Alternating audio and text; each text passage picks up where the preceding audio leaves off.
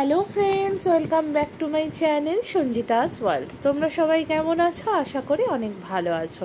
আমরাও ভালো আছি। আজকে তোমাদের জন্য আর একটা নতুন রেসিপি নিয়ে এসেছি। এই চিংড়ি মাছের রেসিপিটা তোমরা কিন্তু প্লিজ বাড়িতে একবার বানিয়ে দেখতে পারো, তারপরে আমায় কমেন্ট করে জানিও যে তোমাদের কেমন লাগলো।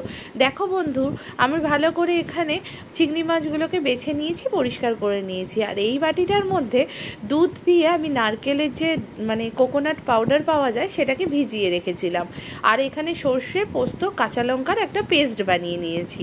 সব কটাকে আমি মাছের মধ্যে দিয়ে দিলাম। এবার এর মধ্যে 1 চামচের মতো নুন আর 1 চামচের মতো হলুদ অ্যাড করে দিলাম। আর এখন ওই 25 থেকে 30 ml এর মতো কাঁচা সর্ষের তেল এর মধ্যে অ্যাড করে দিচ্ছি।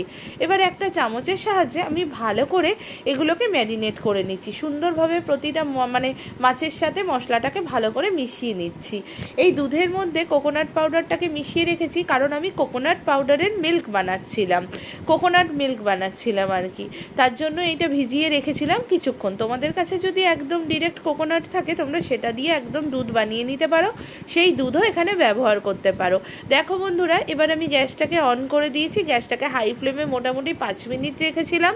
তারপরে গ্যাসের ফ্লেমটাকে লো করে দিয়ে আমি একটা লিড চাপা দিয়ে দিয়েছি।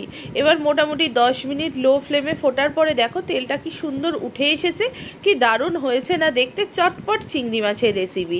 এই রেসিপিটা তোমরা 10 মিনিট থেকে 15 মিনিটের মধ্যে বাড়িতেই বানিয়ে ফেলতে পারো। কেমন লাগলো জানিও। By friends.